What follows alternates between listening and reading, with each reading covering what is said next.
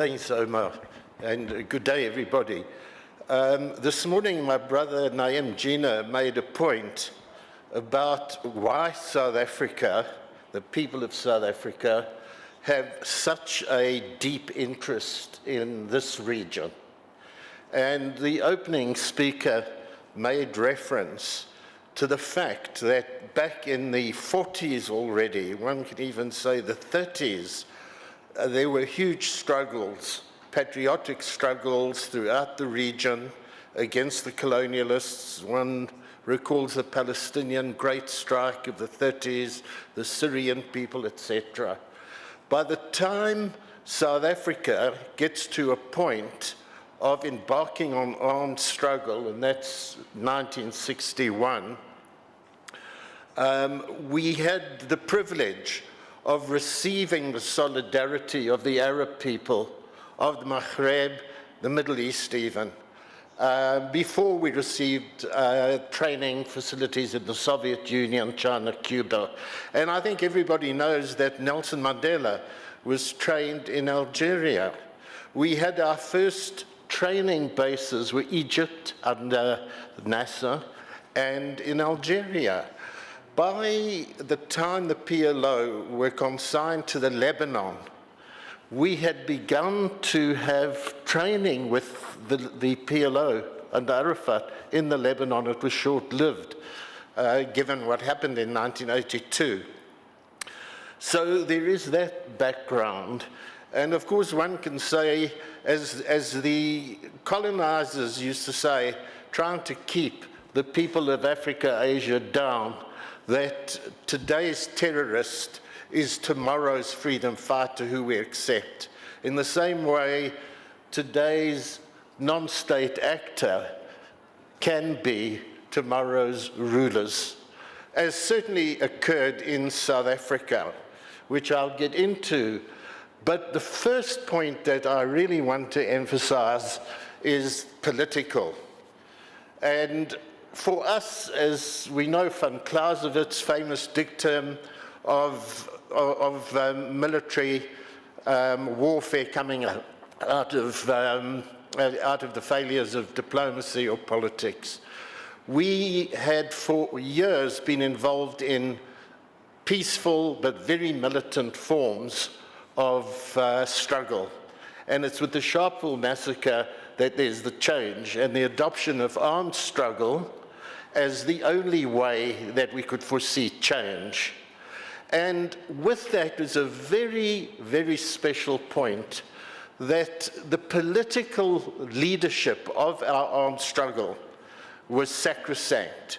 It had taken the decisions to form a military movement, and the cadres who were recruited accepted the discipline of the political leadership and the education throughout 30 years of armed struggle was a political orientation, which meant by the time we reach 1990, and for reasons we can't go into here, but where the regime, the white apartheid regime, was fearing a mass revolution, and its friend in the West were as well.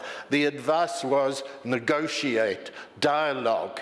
And because we had a political approach, this was not for us a concession that was a betrayal, although there were some elements who believed so. But in the main, the cadre of our armed forces understood that political line that always had an orientation to the masses and mass struggle. So armed struggle was secondary. We weren't militarist. And then within the negotiations, what the ANC insisted on, it had to be, the dialogue had to be comprehensive.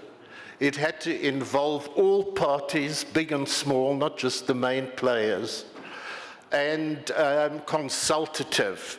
And that was the secret. Why we were able to get through such a phase with bombs going off from the spoilers, from those who want to torpedo such activity. We had the people on our side, we had minority groups on our side, civil society understood. The main drivers were the ANC and the regime. And that drove the process, and everybody got on board because of the openness, the transparency, and as I say, the reaching down to everybody.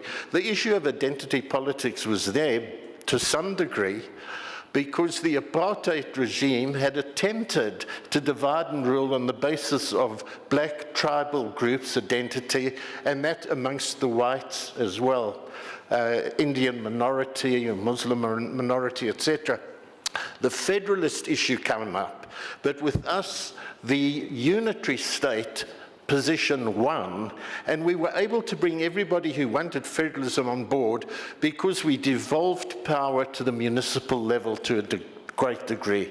I wanted to get that through, so thanks for bearing with me to then say that on this basis, we were able to integrate and form a new inclusive defense, national defense force, which was composed from 6 state formations, and the main state formation being the apartheid state formation, 700,000 troops and so on.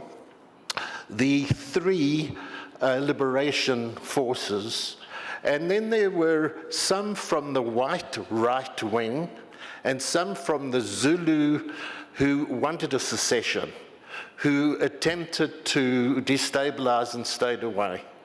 But we won through the process. I'll just quickly recount. The steps were the coming together, a similar dialogue amongst the military forces that mirrored what was happening at the political level.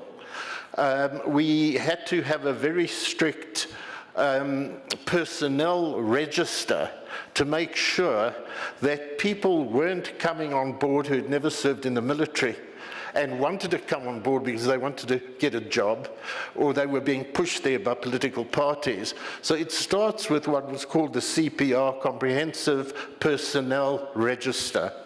We then gave the option to people who did not want to remain in khaki, in the military.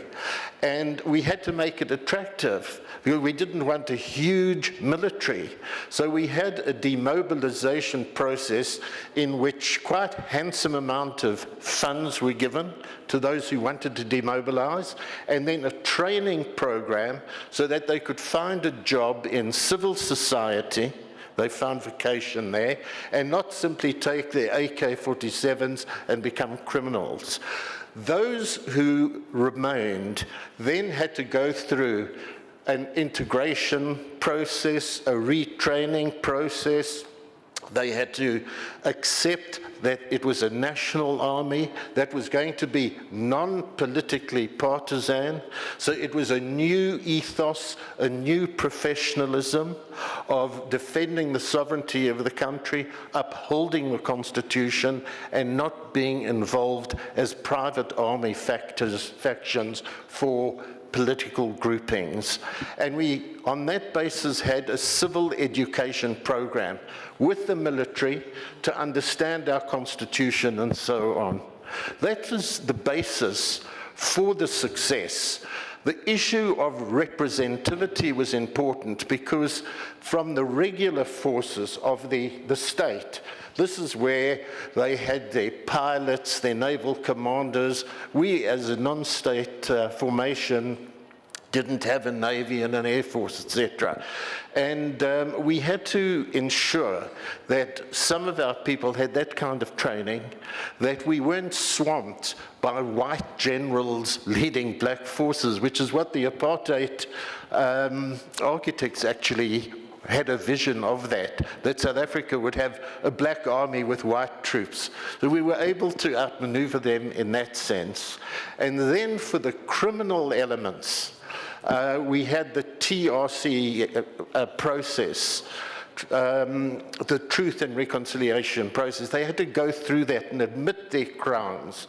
And on that basis, those who were still interested in being involved in the armed forces could then be reintegrated. That's the basic method and model of South Africa, and certainly it's worked pretty well, in fact, very well indeed to this date.